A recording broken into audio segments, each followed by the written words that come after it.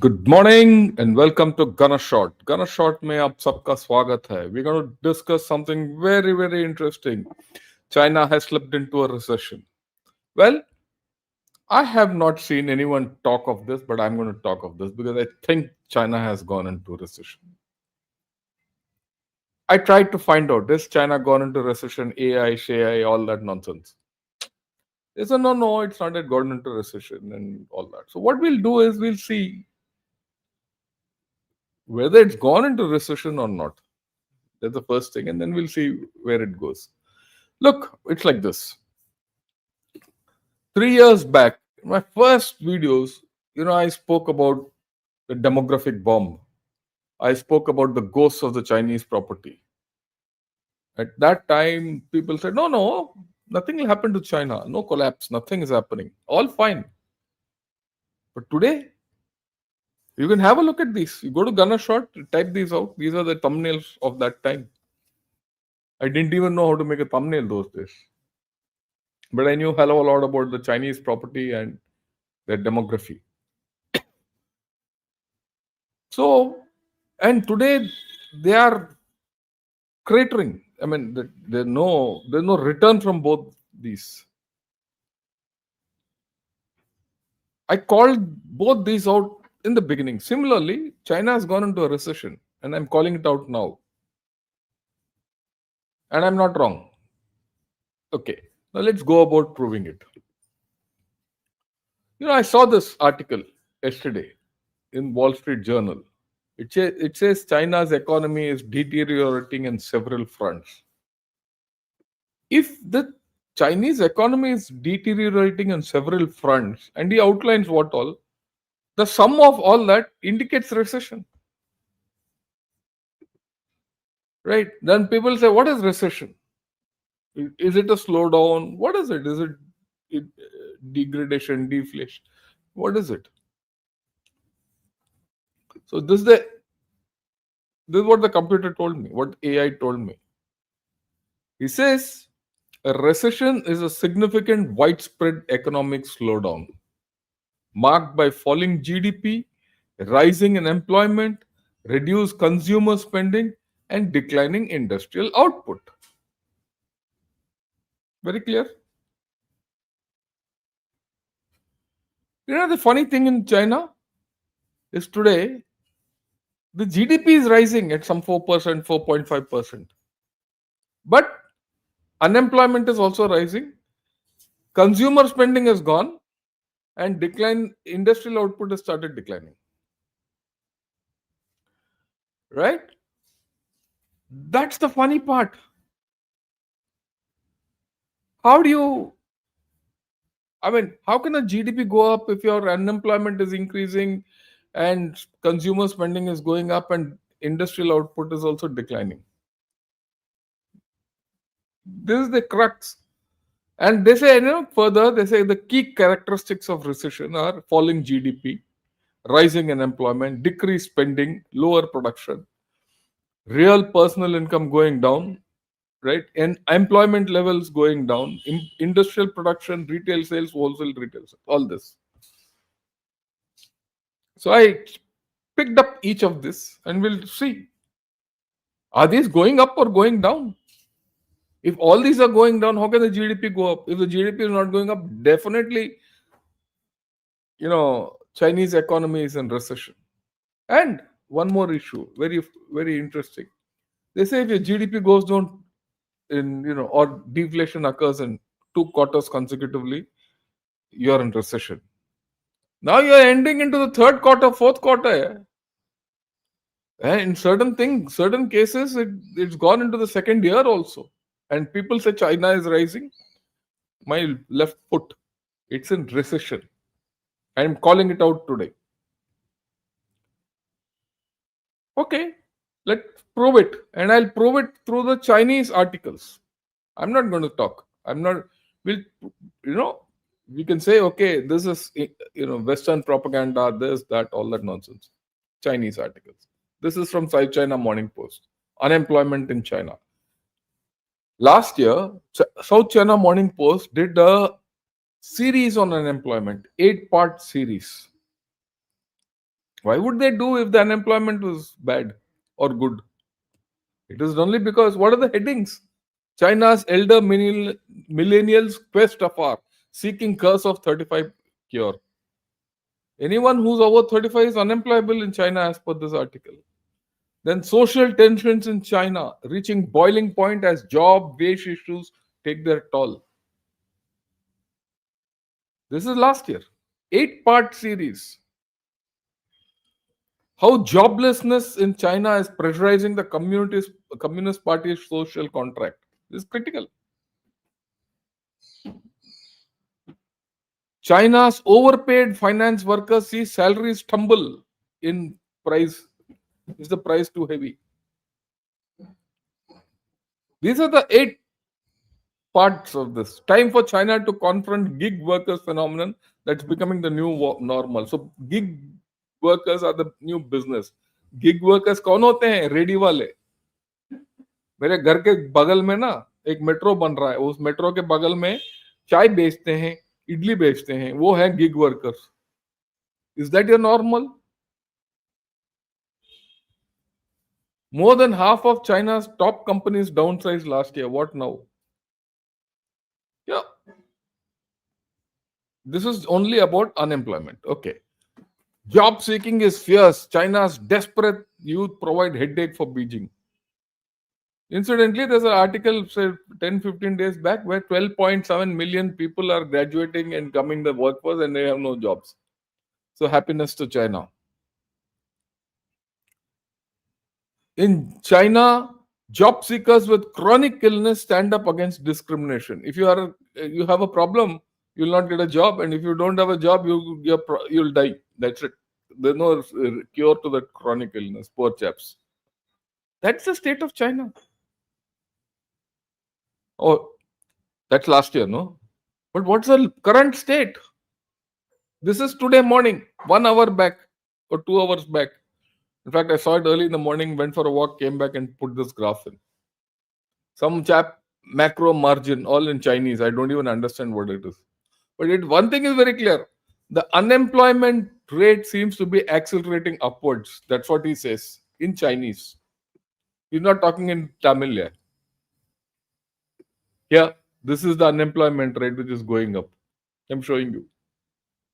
It's crossed 6%. As per Chinese sources. Unless you know, say Tamil Nadu में Chinese में आता है. So that's it. So unemployment is down. So one of the big ticket items for recession. Today, Wall Street Journal, this lady, Ling Ling Mei, I followed her today. She's written, China's broken bargain in its citizens' own words. Ling Ling Mei, it's a small article, simple article, have a look at it. Have a look at it. It tells you the experiences of people there. Then let's look at other things, see salaries, all that. China stockholders see salaries slash for second year amid slumping market, crackdown on flashy finance executives. Jobs, returning migrant workers, battling low salaries, lack of openings. So incomes are falling. Employment is not there. Okay. Inflation isn't China's problem. Income is. There's no inflation, it's deflation, and income is gone. All we can do is spend less, so there's no consumption. Thank you. In Hong Kong, earnings of Hong Kong low-income mainland migrants fall below pro-COVID levels. So whatever they were getting before COVID is also gone. These are the headlines. The headlines speak. I collected only headlines to prove my point. China wants to build a silver economy for its aging society. But who will keep it running? These are the questions the Chinese are asking themselves.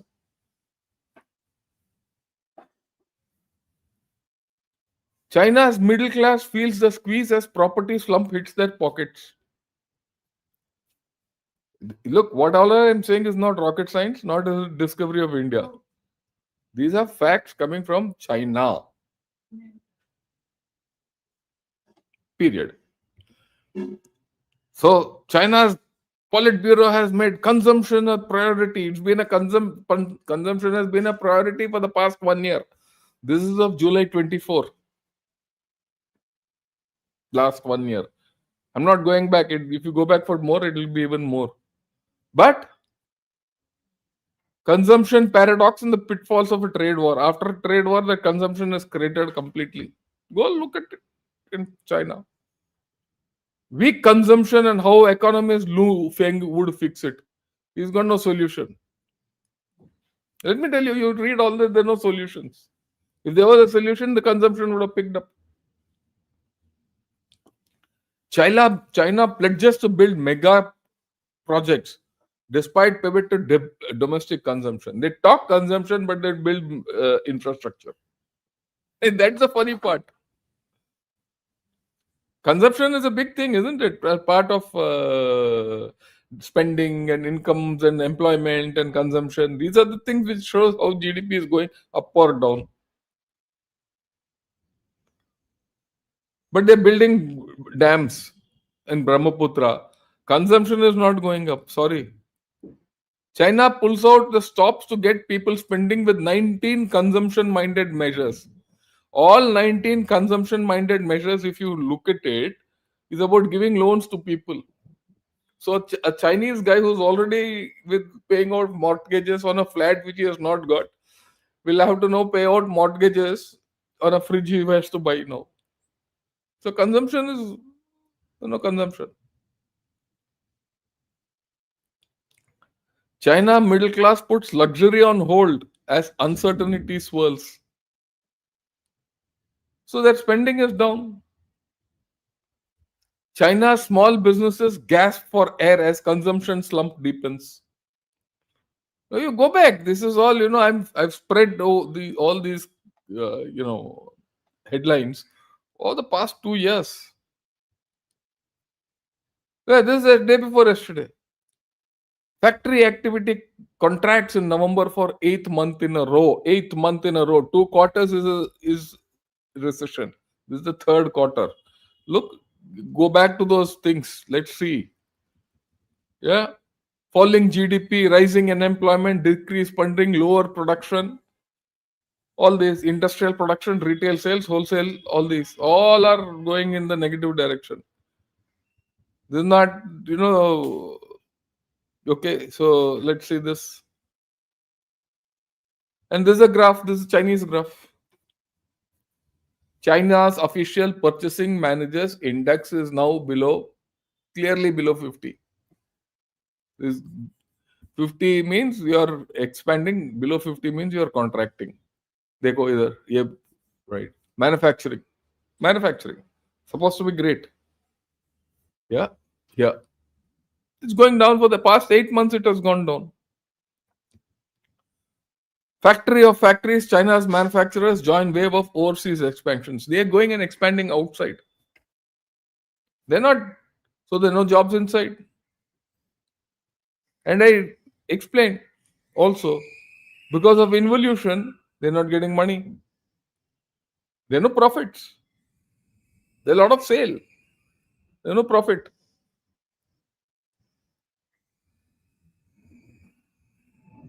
Then property. This property has reappeared like a ghost again. I said, no, first ghosts of Chinese property. It's come back again like a ghost. This is the latest. Okay. This is extending and there's no end in sight. There's no end in sight. I had predicted 2030. I think I'm being very optimistic.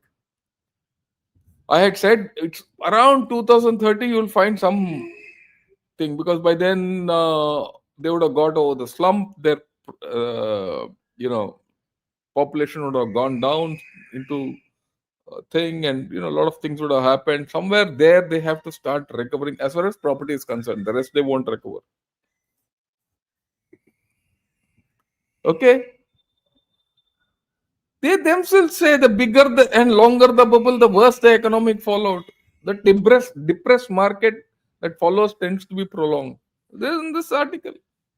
I'm not saying it. Written by a Chinaman. Please understand what's happening in China. It's in recession.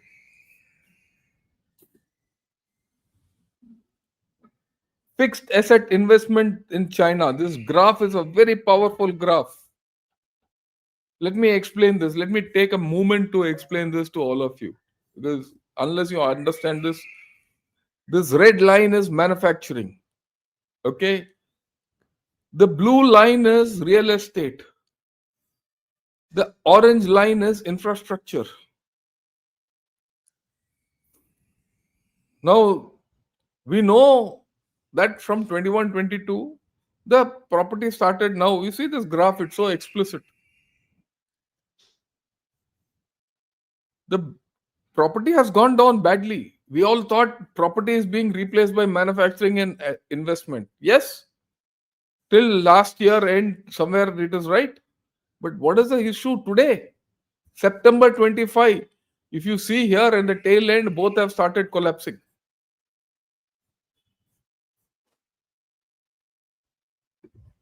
This graph I got yesterday. Now the cat is coming out of the bag. Maybe 1 year later, they'll say, oh, China is in a slow recession. It's slowly going down. It's already gone down. We'll be fools to treat China as a superpower. The Western world wants China to be an economic superpower, A, Y, Z, because they're dependent on that for everything, manufacturing. If tomorrow China collapses and manufacturing collapses there, America won't have bloody toilet paper to clean their, what side, backsides. Because even that comes from China. And America is very happy with the involution in China because they're getting things cheap. Whether it comes through someone else or not, they're getting things cheap. And China is getting poorer. The people of China are getting poorer, not the state. The state is rich. Right? Okay, let's go ahead. This is the thing, the true cost of China's falling prices. China is in deflation. And this deflation is on for the past 6 months or more. This article, tells you exactly what is how much down. Have a look. This is a Bloomberg article. Data driven. This is not analysis, this is not opinion. He's just stating facts as to how much it is costing less. We all know China is trapped in a cycle of deflation. This cycle of deflation is not going away. If a country is in deflation, how can its GDP go up? If a country is in deflation, is it not in a recession also? Yeah, look at this. This is what this article says. Deflation persists in China as consumer demand weakens. Oh, discovery of discovery. Consumer demand has never been there in China. The government's recovery, 65% of the population lives below the middle income threshold. Oh, look, this middle income 13,000, 18,000 salary and all, even that people have started questioning today. The government's recovery measures failed to boost consumer spending. Whatever they're doing, there's no choice. They don't have a way out. Okay? Look at this deflation. This is deflation. It's not as if China has not gone into deflation. China went into deflation in 2000, 2015. They went into deflation. That's when they were involuting. Heavy involution in China in 2015. And they broke up all their, coal and steel and all which were involuting, state controlled enterprises. They did everything and they came up. But today, you look at it, look at the spread of this deflation. This is a fact. These are data driven things. This is Kexin. Kexin is there, not my father in law's. China sets 2026 economic priorities with demand revival at the core. Demand revival. So, demand is not there. So one of the conditions of recession is no demand. While this is what he writes, while concerns about weak demand and external uncertainties persist, this year's Central Economic Work Conference, chaired by my friend Xi Jinping, marked a shift in tone. The official readout framed China's core economic challenge, a prominent contradiction between strong supply and weak demand, a structural issue rather than insufficient consumption. If the Chinese don't consume, this economy is not going to revive, and the Chinese are not consuming, and we'll explain why through the Chinese analysis. I'm only aggregating all this analysis. Look at this. Look at this article. It came day before yesterday. China's growth engines putter as retail investment hits in November. Hit in November. Thank you. November. This is not of 4 years back. This is of day before yesterday take. What does he say? Growth engine sputtering, retail sales growth slowing for 6 straight months, investment showing renewed signs of strain in November despite policy support. Retail sales growth is 1% against 2.92% forecast, less than half what they expected. Economy faces multiple challenges on external stability and uncertainty as well as insufficient effective domestic demand.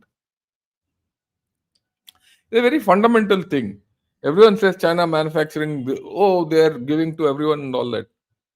If I accept China's goods, I will kill my own market. People are realizing this very. India realized it long back, but there are fools in India who want that to happen, including some fools in our government. But a lot of people are saying, "Thank you, we can't take your production." You might have hundreds, refrigerators to sell to me. I need one, and that one I need once in 5 6 years. Why should I buy every year a new one? Because you're selling it cheap. Fixed asset investment fell by 2.6% in the first 11 months of the year, widening from 1.7% drop in January October period. The result, they felt it will be a you know 2.17% decrease only, but it is 2.6% decrease fixed asset investment. I showed that graph earlier, coming down. It's coming down. Government policies have not reversed the growth trajectory, which is going down only. Industrial output rose by 4.8%, but it is slowed from 4.9% of October. And they felt it will go to 5%. It's not gone. It's all going down. Official Purchasing Managers Index climbed from 49 in October to 49.2. It's still below 50. And this contraction, below 50 is contraction. 8th successive month. Then there's a trade-in program. How much can you trade in? You give old fridge, buy new fridge. Give old motorcycle, buy new motorcycle. How many tradings can you do? The trade-in story which they started earlier this year is finished. Okay. Real estate investment has fallen. It has fallen 15.9% year on year this year. In the first 10 months, it was 14.97%. In November, it has fallen by to 15.9. So in 1 year, it has fallen in 1 month, it has fallen from 14 to 15. 1% more it has fallen. Aggregated over the whole year. Sale of new homes fallen. Private sector investment fallen. It has declined. So everything in China is declining. Then is it not a recession? And then you say we are growing at 5%. What nonsense is this? Homes prices slide further. And they want to stabilize the sector. How they can stabilize? They didn't stabilize it 3 years back. when Evergrande collapsed. Now Vanke is collapsing. They're not able to do anything. All these details, prices slipped 2.8%. Series of measures have been rolled out to stem the fall, but nothing has happened because the measures are useless. In fact, China doesn't have any measures. Okay. Primary home prices in 4 tier 1 cities, which are economically better developed and have higher housing demand, have fallen by 0.5%. In fact, the fall is accelerating. 2.4 million foreclosures. Why? 2.4 million people, their houses will be taken away by someone. What will people do with those houses? What will those companies do with the houses?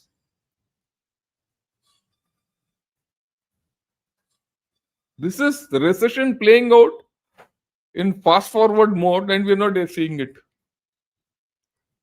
Okay. Most small businesses on the mainland pledge property as collateral for loans. This is important. Why are people not able to repay loans? Because they have small businesses. They put their property on, as the collateral for their businesses. And the businesses have collapsed and the property is foreclosed. Where does this there? He doesn't have a business, he doesn't have a flat, so he's on the road. And you expect that fellow to buy a EV? That's the Chinese method, no? He says the sale of these foreclosed properties could impact about a fourth of China's new home sales annually, 25%, and further drive down the price of second-hand homes. It's happening today. Today, some data has come out. Vanke is gone. Bondholders are saying, please give our money back or do default.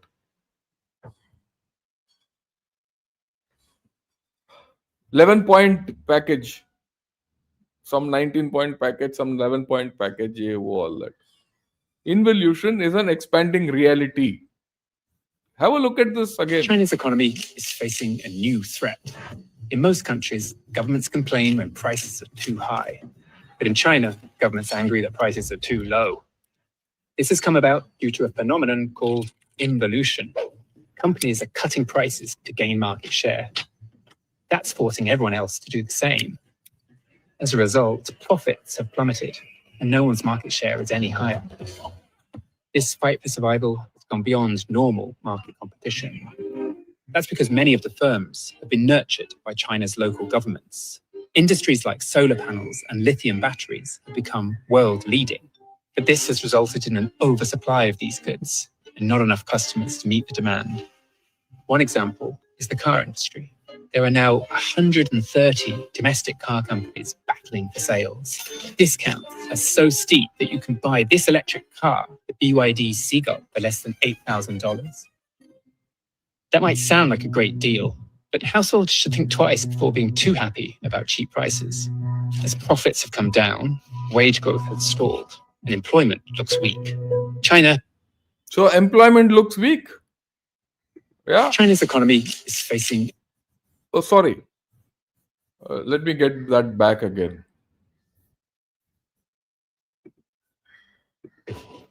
Prices rose and profit margins increased. But this time around, involution is more widespread. The companies involved are often privately owned, so the government has less control over them. They also operate in high-tech sectors with shiny new facilities, not like the dirty, outmoded plants that the government shut down last time. An alternative response to involution is just to flood foreign markets with goods. But trading partners are pushing back. Ultimately, the best response to falling prices is to boost demand, not to curb supply. China's leader, Xi Jinping, is... So they have to boost demand to, but who's going? There's no demand in China today. That's their problem. Wedded to his vision of China as a manufacturing powerhouse. Even if customers are hard to find, manufacturing is a big part of China's economy, and he doesn't want it getting any smaller. If that's the case, Mr. Xi won't solve involution without a bit of introspection. He wants to be a manufacturing powerhouse. He wants China to be a manufacturing powerhouse. Interesting thing is this manufacturing is decreasing today. And then people, and surely China is in recession. There's no doubt about it. Look at this. Their weapon sales, arms sales, everything. Cheap arms, good arms, yevo. That has actually fallen. This is CIPRI data. Gone. Norinco, down.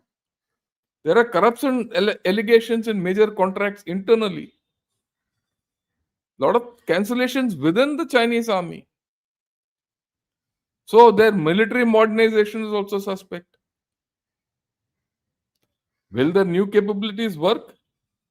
I said 2 days back, yesterday, China needs a victory. But China won't get a victory with these weapons. If they don't get a victory with these weapons, then the recession will also continue.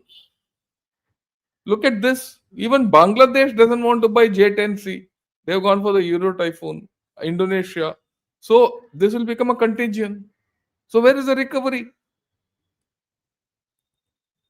There's no recovery. We have to understand what's happening in China. Most of us don't understand, we don't read. You see one thing, he's great production, yay, whoa, all that, and like idiots, we swallow their propaganda. And the biggest problem with our idiocy is we refuse to see the facts. We refuse to see the reality about China. He says in a financial system which most households save in the form of bank deposits and most lending is to investment and production, forcing down interest is among the most powerful ways of transferring income from household to subsidize manufacturing and investment. This is the cycle I've been talking of. My saving, my everything is being used for by the government for subsidy and manufacturing, which is being sold at a loss. So whatever those fellows are selling all over the world at a loss, the Chinese people are paying. And how will they consume? They can't consume. They are in recession. This is it, which I've been showing this slide again and again and again. Their export quantity is high, but their price is low. They're not getting the value for the money.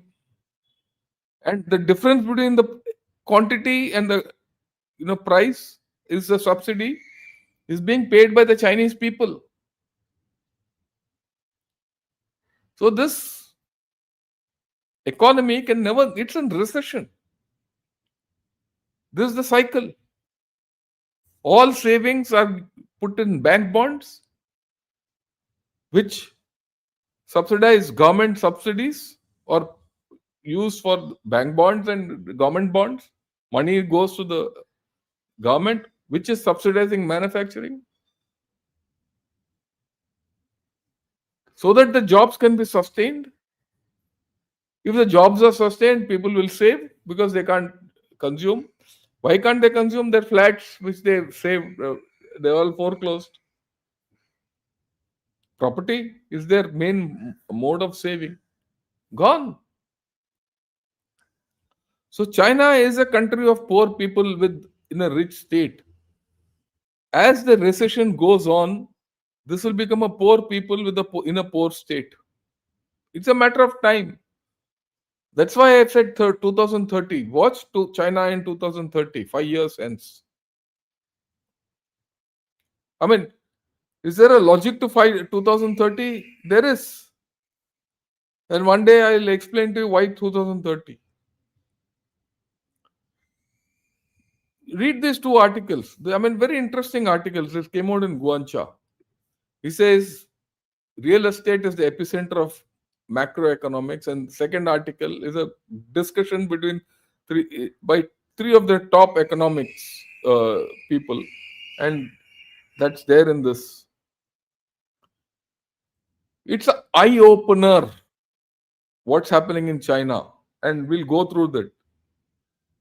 They say that huge surplus and manufacturing exports have not been able to add vitality to China's domestic economy. They say they're admitting it. China's economy is currently facing a situation never seen in the past 40 years. 3 years negative PPI and 2 years near consumer price index, near zero consumer price index. If this is not recession, what is recession? Indicate a slump unprecedented in China's 4 decades of economic development. It's a slump of the past 4 years. There is also a continuous decline in prices and pressure on corporate profits, resulting from serious involution in key sectors of the economy. Their top opinion makers are writing this. Risk of industrial change moving abroad are looming large. Market costs are rising. Population is shrinking and consumption is diminishing. This is fact. The Chinese government has somehow pitted the development of hard technology and innovation in opposition to developing consumption, finance, and real estate. So the things which are killing the Chinese economy is that, and the government is working on something else. So there's recession.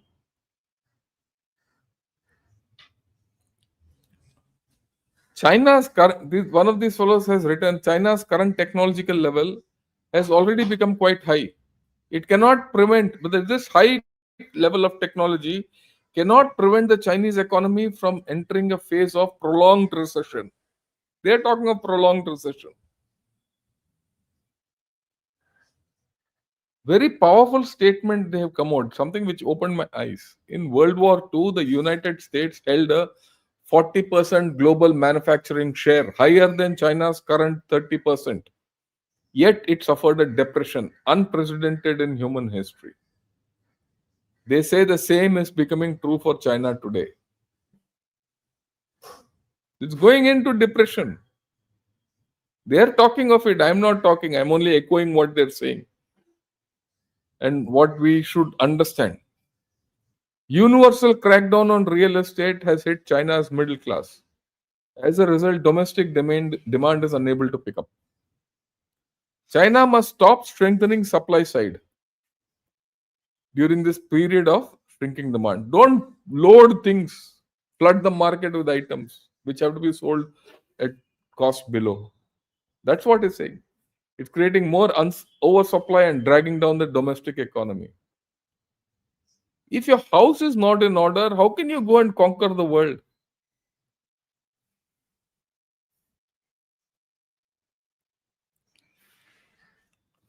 China's superior productivity, which is the key to China's global status, is also proving at its greatest weakness. Very interesting. China recently released a 15-year plan. 15th 5-year plan, sorry, not 15-year plan. 15th 5-year plan. However, this has triggered widespread apprehension amongst common Chinese netizens who are increasingly losing confidence about the future of the Chinese economy. This is what their opinion makers are saying. They don't have confidence. Then they say the practice of transferring production capacity and avoiding tariffs, in which they did in 2018 to now, will not work anymore. That is transferring production to outside the country. And then very interesting.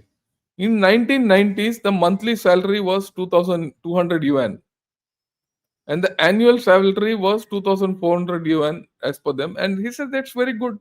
Land was cheap.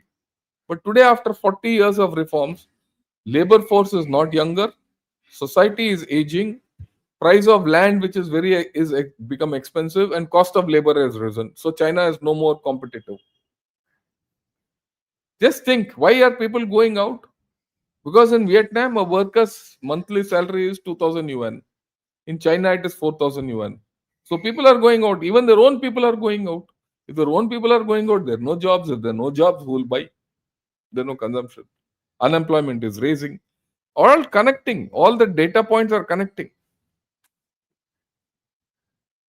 If anything is produced in China, the cost of producing it in China is higher. So, which means their profit margins are less.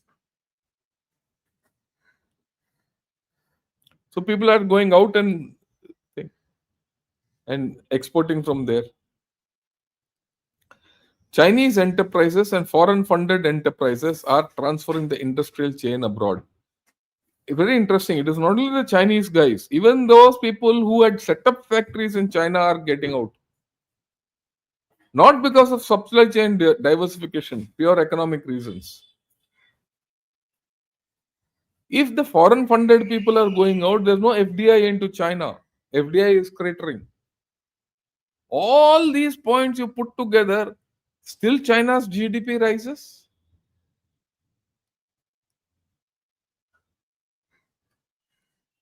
He says foreign investment is leaving China since their products have lost competitiveness in the Chinese market.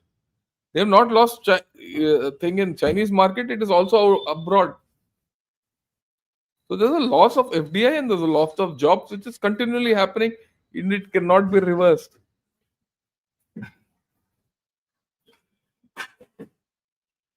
Then he says China's market is weaker due to low consumption. It puts pressures on unemployment. China has now begun importing items which the Chinese factories are making in Vietnam and Indonesia and all. Who? Because they're not more any more effectively or cost effective to be made in China. So these jobs are going out and importing. And it is very difficult. This is another phenomenon. It is difficult to hire people in China's factories today. He says there's a social phenomenon also attached to the recession. Young people are unwilling to work in a factory. To earn the same amount of money, they would rather do delivery of takeaways and all those gig economy. There, why? Because there, they have to work for 3-4 hours or 5 hours in a day, get some money. For the same money, they have to work 9 hours in a factory. They'll work 4-5 hours, get the money, and have a good time. Go listen to music and all that. That's what they say. So the factories are not getting workers. If the factories are not getting workers, to get workers, they have to pay more. If they have to pay more, their prices are going down. These are multiple effects which we normally don't come to know. When you read the Chinese, you come to know where the story is. He says the proportion of manufacturing GDP has gone up to 28 to 30%. But I think this is too high. It's not so much. But its ability to create new jobs is low. Manufacturing is not creating jobs in China. He says if you want to improve jobs, you have to create service industry. But the problem with China and service industry is their AI. He says so. In fact, the service industry doesn't need so many people now. Why? This round of AI impacts precisely on the service industry, especially the previously considered high-end parts, finance, and law. Because AI has gone there, the service industry is not giving jobs.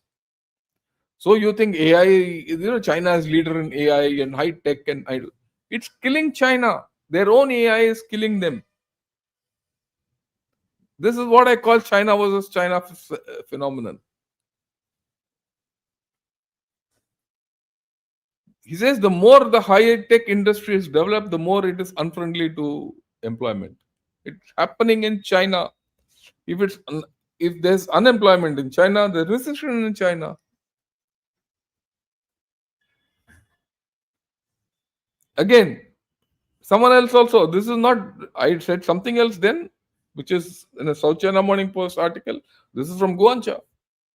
He says PPI has been negative for 3 consecutive years, and it's declining every month. Root cause of involution: declining prices, corporate pressures. CPI has been zero. All that. Real estate began to go down in 2021. Now they are coming out. They no, from 2021 we had a problem. We didn't believe it when there was a problem. In India, we felt China is at its peak in 2021. When I started writing articles, and I used to write articles earlier before 23 about the same problems. People said, "Yeah, who's this old fool who's writing this army chap who thinks he knows economics? I don't know economics. I only know this much. Yeah, I have a flat, which I bought out of my hard-earned earnings. If tomorrow the flat value goes down, what will I do with it? Either I live in it, I can't sell it because if I sell it, my savings go off. Then what will I? You think after that I'll go and buy a Maruti 800 or whatever, or a Grand Vitara? Fundamental common sense. I mean, at the end of the day, economics is about people, and people have to run the show, right? So he says real estate began to go down in 2021, resulting in a contraction of residents' balance sheets, which inhibits consumption. Very logical. It's happening, and now they're telling the truth themselves. Look at real estate.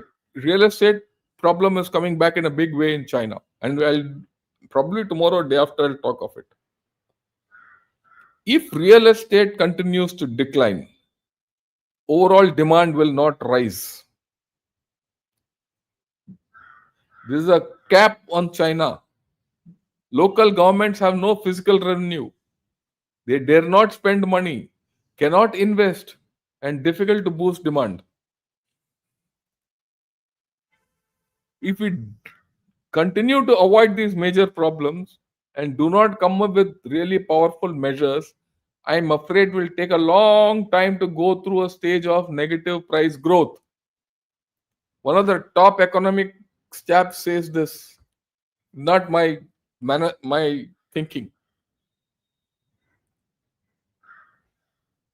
Their local governments are already debt ridden.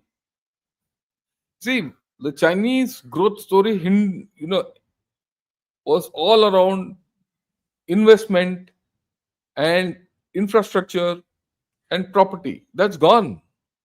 So it's gone down. There's no doubt. They tried to make it up with manufacturing and other investment, new forms of investment. Both are again going down. Jobs are going down. Everything you see is going down, but their GDP is going up. And recession, they're they're not acknowledging recession. I am saying so. China is recessing, and it's been in recession for the past 1 year. Interesting infrastructure. After decades of development, most of the highways and airports that should have been built are been completed. They don't need more infrastructure. When you have so much infrastructure, your consumption share of the economy should be high. It should, as per them, as per their economists, they say it should be somewhere around 70 to 80%. In our country, it's about 65%, 60 to 65%. We are a consumption driven economy. For the kind of infrastructure they've made and everything they've made, but their consumption is not there. Why? At present, consumption is just about 39 to 40% of Chinese GDP. Because if you have to take consumption from 40% to 80%, the costs that China has to pay are huge. They are huge. Because there are a lot of intermediate costs, and that's something which politically the CCP can't afford. If that is so, China will continue to go into recession. If it continues to go into recession, what will be the end? The end has to be war. Military war. That is what I spoke yesterday. They say that in future, Chinese enterprises will face three pressures: salary increase, social security payment, and overtime reduction. And they don't have solutions for it. If they don't do it, they are going at loss. If they have to go at loss, they have to be subsidized. If they have to be subsidized, the government will take money from the common man. There's another thing. People will say, oh, it'll recover. China will recover. They themselves are saying it cannot recover. This is a very important, critical, piece of their opinion. At present, consumption accounts for 40% of GDP. If the annual growth rate of GDP is 5%, and the proportion of consumption will increase by 1%. That's all.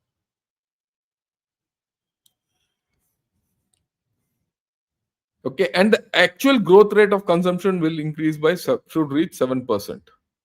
If we want to increase from 40 to 55% as consumption growth, consumption from 40 to 55%, and if the increase is 1% per year, because your growth, Chinese GDP is growing at 5% per annum,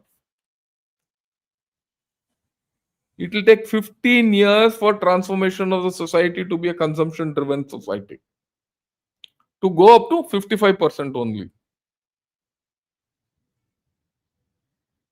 For the next 15 years, China will not be a consumption driven economy at all by any standards, because their growth is only 5%. 5% means 1% increase in consumption annual. The fact is, China is not growing. You go to Rhodium, go to the Rhodium Group site. They say China has gone contracted already last year. Go to it, you see it.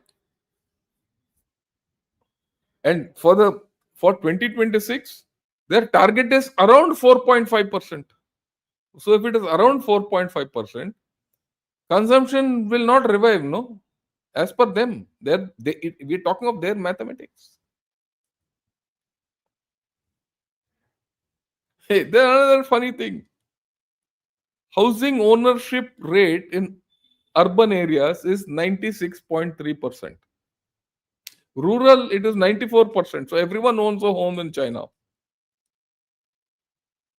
Okay?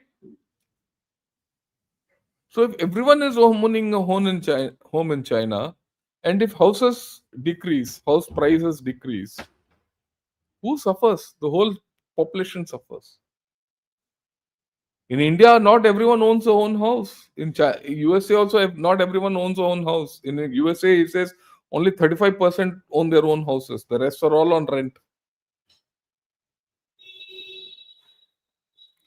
Then, of course, he says the reason why China's real estate is so important in macro policies is purely because the real estate is too large to find any close substitutes in the equity in the short term. The stock market is unstable, the bond market is too small, commodities are negative, and export surplus has reached its peak. This is coming from reputed economists of China. As long as the real estate margin is, if in a contraction, they no effort by China will offset this problem of theirs, and it's going into further contraction. It is argued that if real estate prices continue to decline for a long time, overall demand can only stagnate. Local governments lacking revenue will be reluctant to invest, making it difficult for domestic demand to pick up. And real estate is still the linchpin of Chinese economy. It's not reviving. Sale of high-end cars have tumbled. This is day before yesterday's article. Chinese fertility push gone. All this can be offset if your population is growing. But population is not growing in China. Population we know is reducing. So what does China do? China has to suffer recession. It is suffering recession at this point of time. Just to give you an idea, India has a consumption of 60 to 65%. It's a consumption driven economy. It's a domestic driven economy. That is why I keep saying India cannot be stopped. You don't, if doesn't matter what Trump tariffs are, it doesn't matter what Chinese designs are, it doesn't matter what Pakistan does to us, it doesn't matter what Europe looks at us. We drive our economy. मुकद्दर का सिकंदर हैं हम. हमारा मुकद्दर हम खुद लेके चलते हैं. That is why India is growing, India is strong, and the stupid China is weak. And that is why day after tomorrow join. We're going to discuss, has the time come for India to bail out China? Should India bail out China? This is why discussion tomorrow evening in Three Good Generals. Join in. I do hope you people have liked this video. If you like this video, if you like this video, do press the like button and do subscribe to Gunner Shot and also press that bell icon. I'll be more than happy. And of course, I'd like you to join in as members. Yeah. So let me take a few questions at the outset. Vikrant Chidarwar says, I would like to know your perspective where America of Armenia fits into from perspective of Indian national interest, and do you see India being active in the Caucasus region in the near future? Yes, of course. We're already there. Look, let me tell you something which you need to understand. Armenia, we export arms. Very simple. Because make Armenia strong, it keeps Azerbaijan on the limb. And Azerbaijan will, and Turkey are good friends. So you have put a wedge between Azerbaijan and uh, Turkey. And interestingly, Israel is friendly with Azerbaijan. Israel has cultivated Azerbaijan. So you can get to Azerbaijan through Israel because Israel is a strategic partner. You're already playing this game with both hands. Long back, I must tell you this story. I saw a picture. This picture says, it starts. It starts with a chessboard. And with the chessboard, there's one guy with a white glove, with a hand with a white glove, which moves the white chess pieces. Then there's a hand with the black glove moving the black thing. As the picture pans out, you find the same guy with the black glove on one hand and the white glove on the other hand is moving the pieces. And that movie was about Jerry Lewis. Jerry Lewis was one of the biggest comedians of that era, 60s, 70s. I have never forgotten that scene. Many times, nations play this game. We are playing this game in Caucasus already with both hands. And that is why you are going towards Uzbekistan, you're going towards, after all, Caucasus is that entire belt. Kazakhstan, Tajikistan, you're friendly with the cars. You want the international north-south corridor to go through and with Russia. And you need Iran there. So you're already playing a game there. It's a very intelligent question you ask. Armenia is not a simple thing, right? And when you empower Armenia, you put pressure on Azerbaijan, which puts pressure on Pakistan. A lot of angles to this whole story. Yeah, yeah, McNewn. I hope you will cover Armenia in your programs in future and your assessment as to Armenians' foreign policy. Majority of Armenians are very disappointed in Pashtunian doings. Look, that is something which Armenia has to sort out internally. But I'll do this. I'll analyze because that's an important part of our strategy, right? I'll do that. Yeah, Akash coming back after a long time. As I understand, our imports from China have been reducing and maintain a downward trajectory in the present. Probably one of the Bharatiya economic models that play. Your view, I agree with you, but the problem, Akash, is people want to now import from China and become more friendly with China. At this point, I think that's the worst idea. This is the worst idea. Yeah.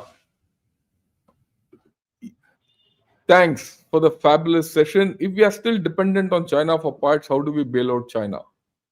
If you increase the number of your import from China, you bail them out. If you get into a deal with China, you bail them out. Your bailing out is by giving them market access. Okay, but it comes with lots of dangers, and we're going to discuss this tomorrow. Come back tomorrow. Today, China needs to be bailed out. That you have to understand the bailout of China is in a different context. It is not as if they're and if the recession continues, they definitely need a bailout. The form of bailout is different. China blocked our entry into UNSC and many other things. I would not bail out. Yeah, I agree with you. I completely agree with what you're saying. Fascinating. Come tomorrow, we'll talk of this.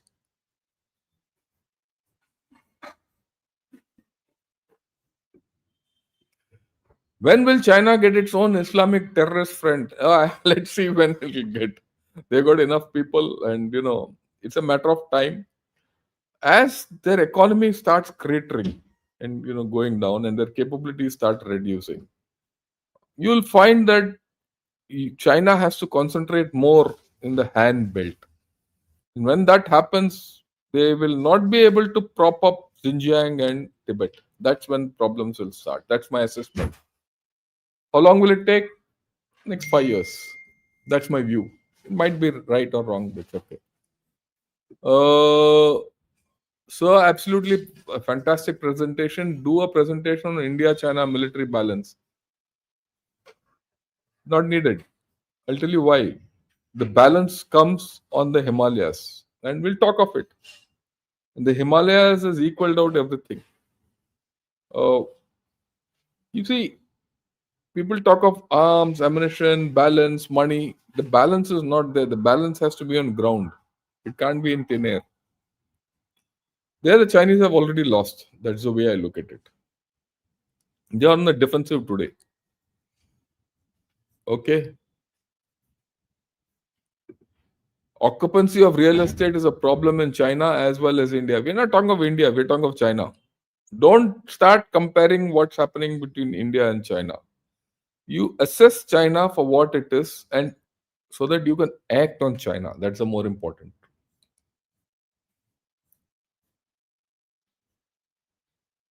Ask if Taiwan, Japan, and India are stronger for China to wage a war. Will they wage a war in Pakistan? Well, I think you have to see yesterday's morning's, podcast. I've explained all these there. Your assessment is right on. Yeah.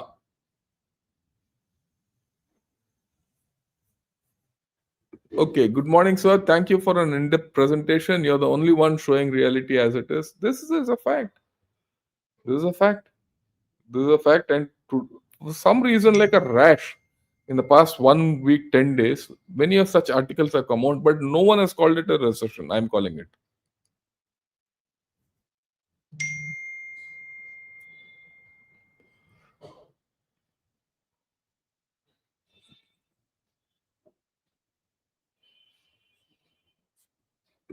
Yeah. A Chinese friend of mine just returned from China, asked if he brought any property. His tour group, along with others, were provided with sumptuous meals. Out of 3 towers built, only 10% had light. Yeah, that's the problem. They're cratering badly.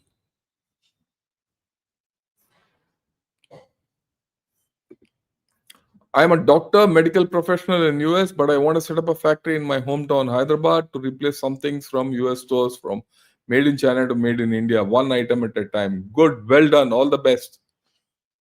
Right? And Kiran, good morning. Thanks a lot for joining. Neil also, thanks a lot for joining. Samir Rao, Ahir Rao.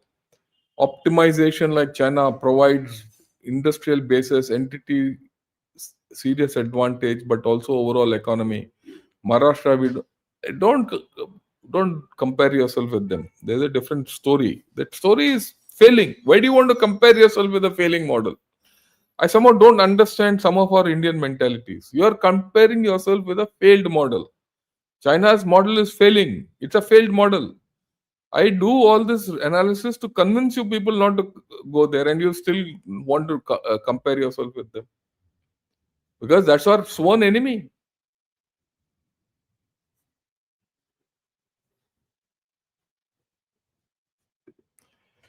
Yeah, I have been living in US for the last 19 years. I see and get disappointed that except groceries, almost 80 to 90% of all any stores in US have made in China items. US will go down. That's why they don't call it a recession in China.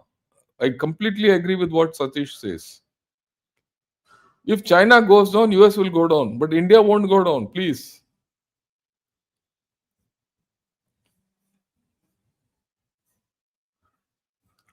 Yeah. Finally, I was able to attend a live session. Amazing work, General Sir. Thanks a lot. Thanks a lot. Yeah.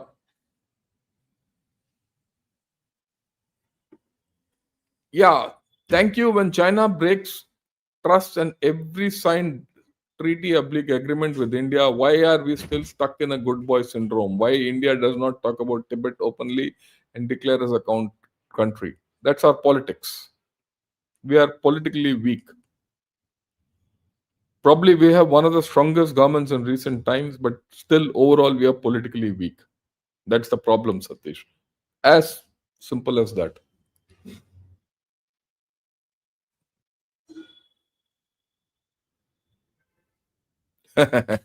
Yeah, look at this fellow. He's got no clue of what I've spoken so far. He's only going by what people have said. Okay, anyway, so I'll not even answer him. Happy morning, General Sir. Indirectly, Z is our friend and there on the path of Basmasur. 100% agreed. Yeah. All these factors are cattle fodder for what you have said in your previous podcast. China needs a victory to, yeah, I have no doubt. It's only a victory, a military victory, which can revive it. And they cannot get a military victory. That's also, I'm saying that. If they can't get a military victory, they're done.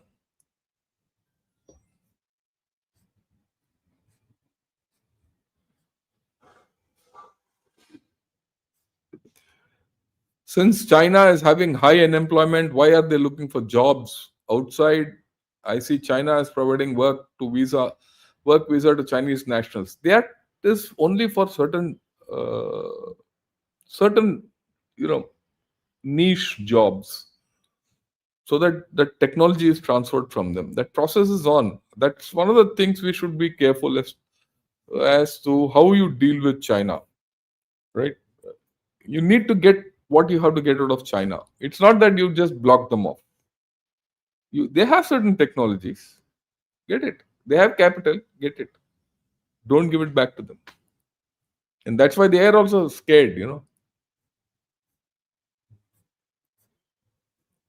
Jai Hind, Mrs. Claire, thanks a lot. Europe and America will also go into recession. Part of the deal. They are already there. Okay. They say Chinese manufacturing sector is running vigorously, leading to 1 trillion. I agree. They have a trade surplus, but is it giving them profit? No. And I've shown you that graph, which is at the tail end. That is of last year. That will not happen again. They will have a trade surplus because they're not importing anything. They've stopped importing. Please understand what's happening in China. Trade surplus doesn't mean profits. Trade surplus doesn't mean you're not in recession. Their trade surplus is causing recession. You have to understand this. Nijuan is happening in China, but isn't US also going to go into yet? US is on the verge. China is already there. US will follow. That is why US is coming in droves to India. Why do you think all these biggies are coming to India? Google, Microsoft, and Starlinks, and Intel. Why are they coming to India? Why are they setting up their global centers in India? It is India which is actually bailing USA out today. China also will seek all this if you can give it to them. Trump has blockaded Venezuela getting serious. Yes, there's a logic in that. I've spoken of it. We'll discuss it maybe tomorrow or day after. Yeah, good morning from Sydney, joining live session after many months as I'm working for home. Yeah, Pramod, thanks a lot, Pramod, for joining in, and I hope you liked it, and I hope it's worth it. Yeah, okay. Akshay, good morning, and Prasad Singham also, good morning. Prasad Singh M, yeah, good morning, and Mighty Knight is good morning, and Jai Hind to Tamil Hindu. Okay, so fine, we've covered the whole lot. I don't know whether I've left anyone. Yeah, we also have a history of outlasting every freaking civilization. I agree with you. Oh, so this is where we are. Please understand, China is in recession. It's only a matter of time that, like, maybe in a year we'll be discussing how can China come out of recession. In my way of looking at it, it's a one-way street because the fundamental problem with China is population. If population revival is not there, this country is gone. Anyway, that's where we are. Uh, Wait till evening. Hopefully, evening we'll discuss about the Bondi Beach affair and the repercussions on P Gurus with Sri Iyer and Harimohan Iyer, both Iyers. And till then, have a great day. Enjoy yourself, and Jai Hind to all of you.